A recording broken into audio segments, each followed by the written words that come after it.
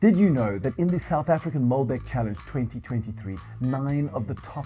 12 Malbecs came from either Paarl or from Stellenbosch, and generally the style favored the bigger, bolder, riper renditions of the grape. But at a retail level, consumers can get the wrong idea about Malbec because a lot of the cheaper examples are these sort of cheerful, jammy, fruit-forward, instant-quaffer style wines. This is especially true in the country of Argentina, which produces more Malbec than anybody else in the world. But at the very top end of the scale, when you're looking at the best examples from either Mendoza in Argentina or from Cahors in France, these wines are really quite structured and have ageability of at least up to 10 years. Now, when it comes to Malbec in South Africa, our track record with the grape is a little bit shorter, so it's harder to speak unequivocally about how long these wines can age. But what I can say is that the styles that are favored on the more premium end of South African Malbecs are usually made in a bigger, richer, more structured style that showcases waves of black fruit, which is then offset by notes of licorice and by pepper spice and chocolate. The best examples of South African Malbecs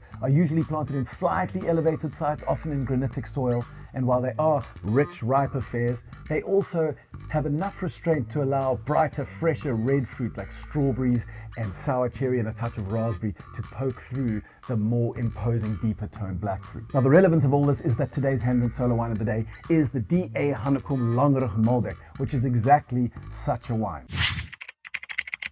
Andri Hanekom is the cellar master at Bloemendal Estate, and so the fruit for this wine comes from a single vineyard on Bloemendal Estate, which faces north into the sun of the southern hemisphere and is planted at an altitude of about 220 meters above sea level. The reason this wine is so interesting is because for me it represents a very exciting emerging class of Malbecs in South Africa.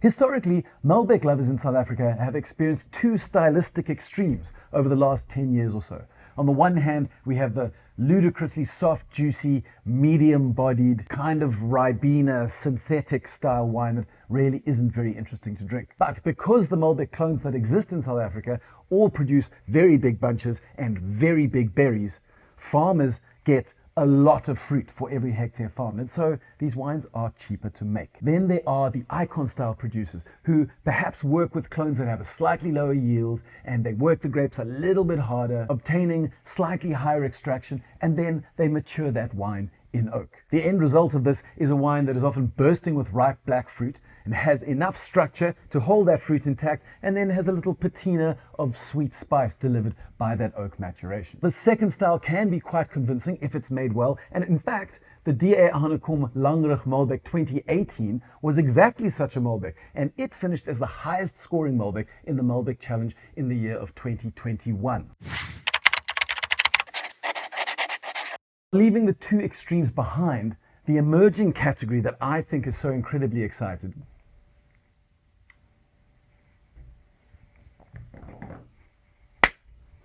leaving those two extremes behind, the emerging category that I think is really exciting for Malbec in South Africa is coming from producers who are choosing their sites a little more carefully and then harvesting the grapes just a little bit earlier, so that instead of getting a massive, ripe, monolithic 15% icon style wine, you're getting something a little more nuanced that still has enough ripe fruit on the blue end of the spectrum to deal with some new oak, but also has some fresher, more vibrant red, strawberry, cherry, red licorice type elements as well. This combination of ripe black fruit, fresher red fruit and oak spice really is supremely persuasive. So when we get into the glass and give this guy a sniff, well, immediately what is very obvious to me is that winemaker Andri Hanekom has not been resting on his laurels since winning